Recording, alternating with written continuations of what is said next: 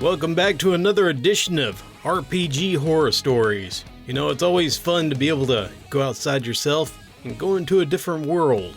Be able to play out a fantasy creature or individual that's totally outside your character. It's really freeing. Sometimes it's a little bit too freeing for some people, where it makes them go on the cringy side. Yeah, we all get cringy from time to time, but these people push the border. So let's get into it. Without further ado, let's go.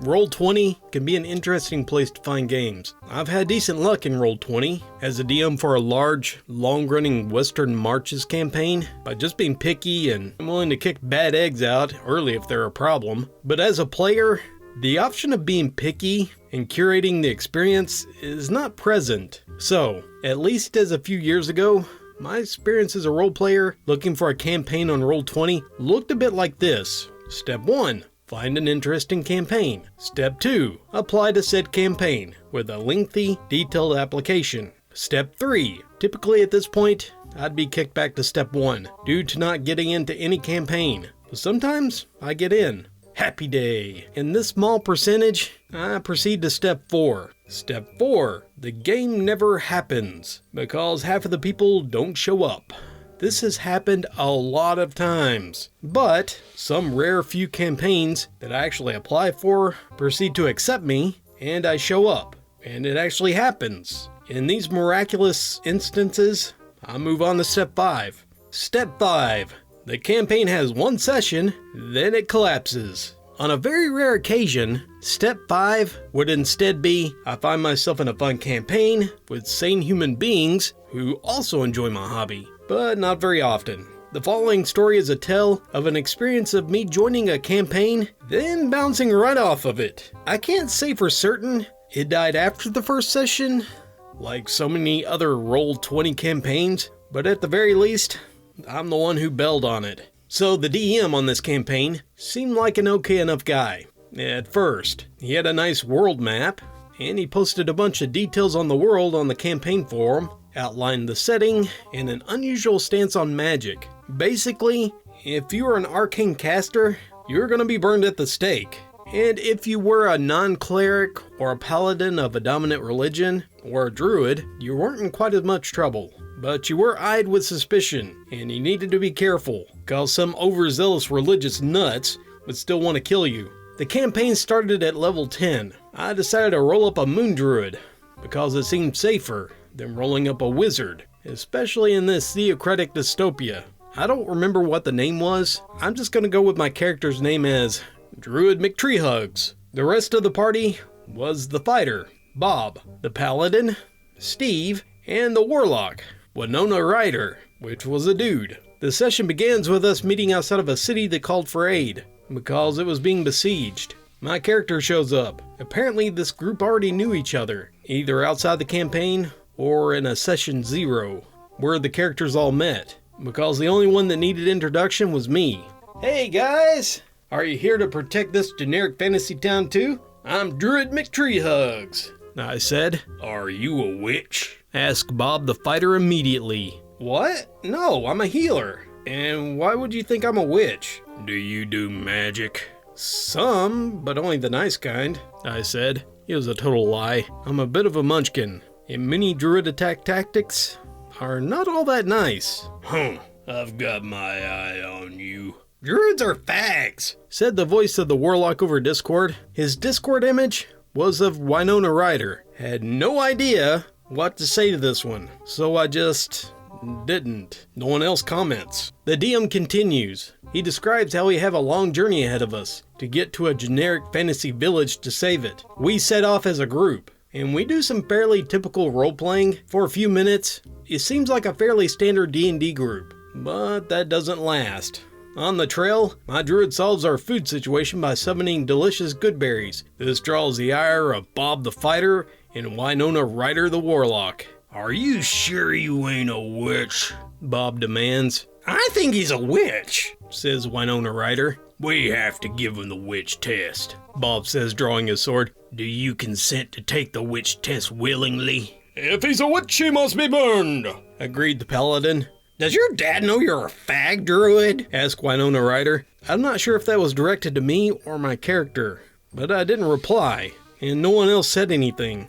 I'm kinda confused at this point. I expected NPCs to be potentially hostile to a druid, based on the campaign information, but I didn't expect the party members to draw steel over freaking berries, egged on by a homophobic warlock. And for the record, I'm straight, and I have no idea what the hell this dude was about. At this point, I'm getting annoyed, as it looks a lot like initiative was about to be rolled, and I do not handle it with poise or calm. I handle it just like a munchkin who knows, for a fact, I could take on the rest of the party by myself, if it came to PvP. Nothing against people who don't optimize, but the sheets are all public, and at this point, I glance at their sheets and note that the characters is trying to bully mine are what might be called by an optimizer, subpar. Nope, not gonna take your test.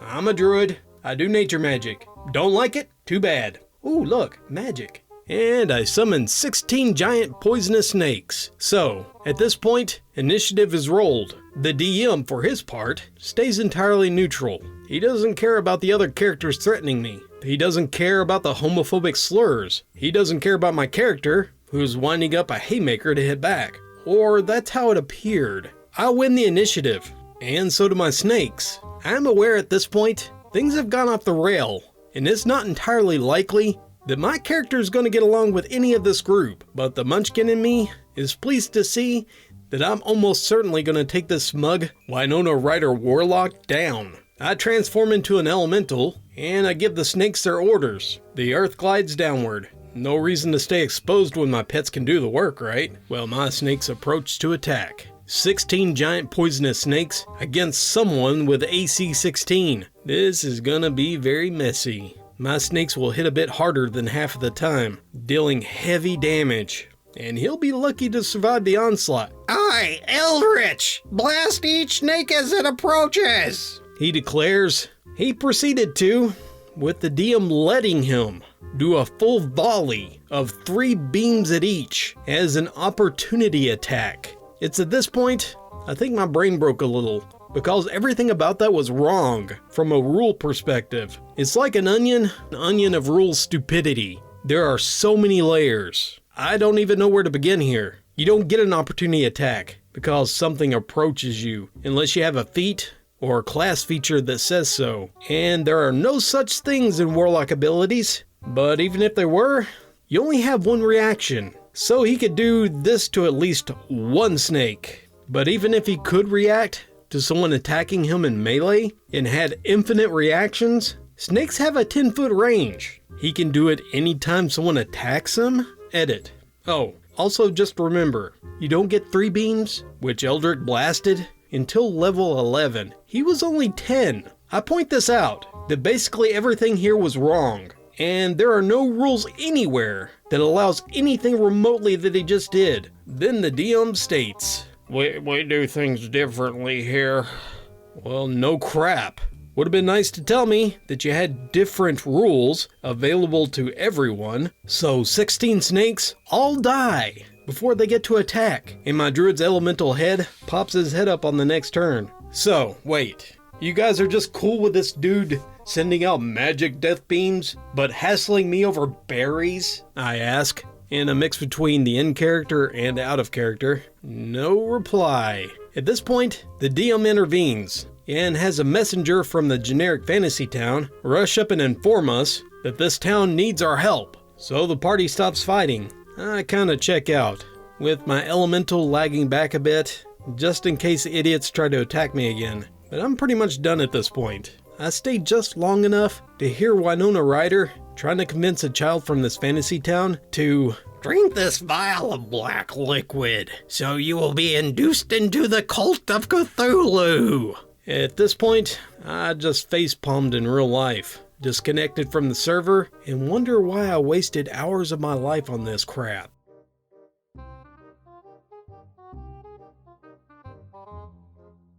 I said I have some horror stories for you guys, and I do. This is one of the stories that happened when I was still playing the text-based RPGs on a forum, so stuff that was on a post-to-play basis. This by far is not my worst story, but I still think it fits the horror story basis. So, when we were playing by posting that we had this role-playing community with several players participating in several different role plays. One of these players was a guy. Let's call him Steven. Now, one thing you need to know. While we had a rule saying no power playing, there was nothing to prevent a power play, considering that there was no stats, no dice rolls, no nothing. And to be frank, in the first big game we played, most of us power played. We were a misfit band of quasi-gods, walking through a mostly Middle-earth and Warcraft-inspired fantasy world. Actually, you know what? Cut out the quasi, as at least 2 characters were actually gods. But for the most part, we grew up, and this became less and less of an issue, as most of us grew more interested in good storytelling, and power plays were not that conducive to this. But then there was Steve.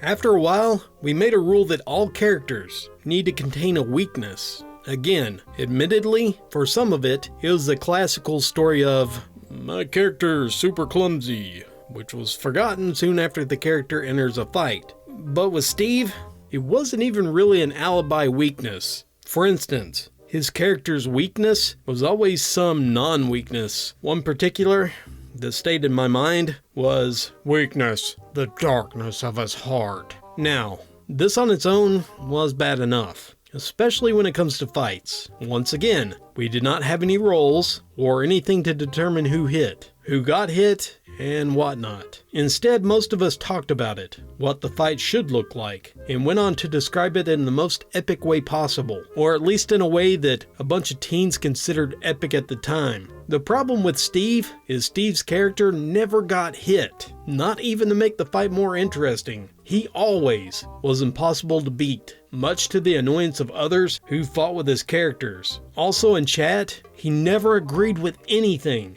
but a complete and utter victory for his characters. Most of the time it didn't matter, because most of the fights was PvE.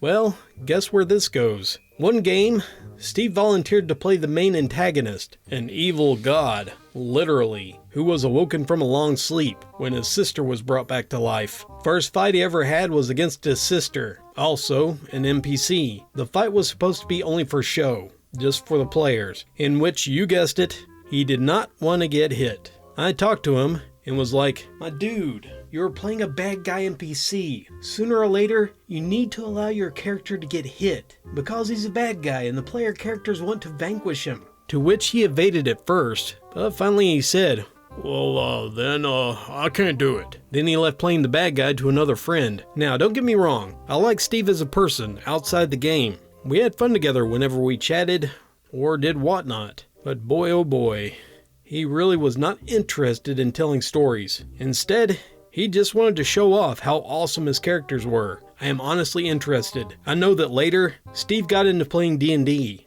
How did he handle his characters being injured there? I might never know. But yeah, that is another story. This was the story of Steve, whose characters never got hit. Not even once. Not even to show off how strong an enemy NPC was.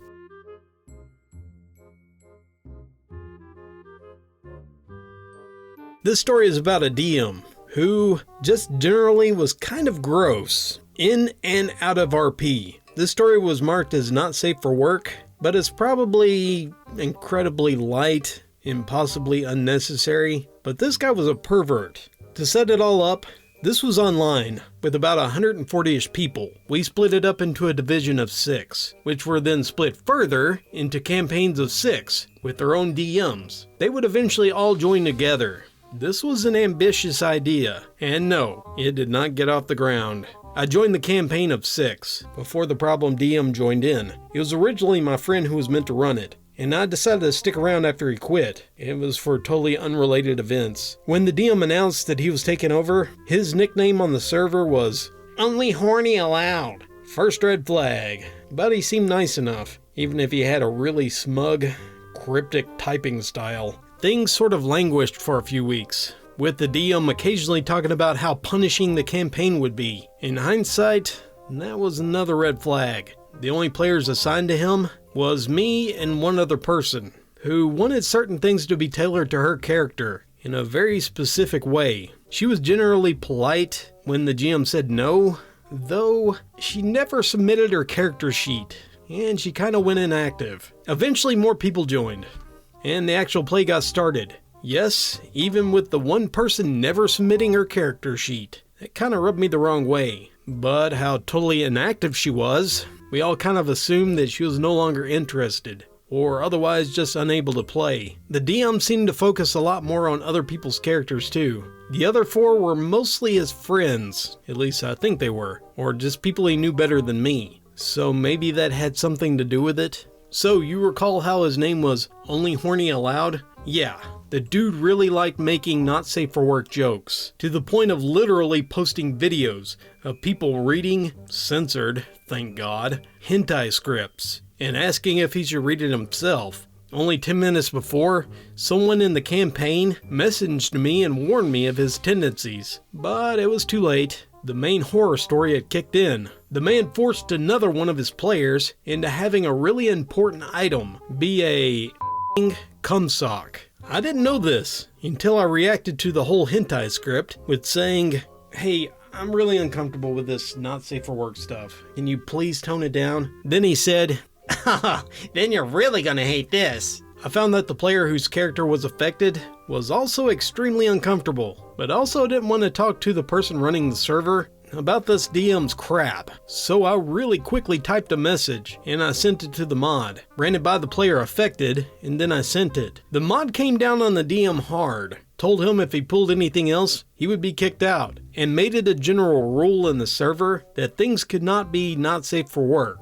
Well, the DM threw a fit, ranting about how the mod was Running my campaign! and how the role-playing would be crappy afterwards because If he doesn't describe in graphic detail the injuries of the character's face, the players won't react realistically. after that, he went to total radio silence. If people asked out of character what was happening, he would only reply, Maybe the campaign is gone. nothing else. He had not officially quit. I then discovered from a friend who had been doing a different campaign that he was sent an invite from the DM that was flat out described as Big blob, but better. I sent the DM a private message asking him about the state of the campaign, and he confirmed that not only was he no longer going to continue, but he was waiting on finishing up his replacement so he can advertise before quitting. Well, I called him out to the rest of the campaign, at which point he finally officially quit. Upon asking why he was quitting, he just said, Do I need a reason? Classy. I'm aware that these last parts have probably seemed a little hostile, but this dude just set me off. The larger campaign eventually got shut down, with most of the active 6-person ones just taking their stuff elsewhere. I ended up joining the remains of one of those, with this disgusting DM, but he was a player, unfortunately coming in after I established my character, to a point where I really didn't want to leave, so I just kind of avoided him, having my character interact with everyone else, the much more pleasant characters. As a side note, his character had no other traits other than being smug and being a trap. Arguably, another horror story in its own right, but that's a footnote to this one.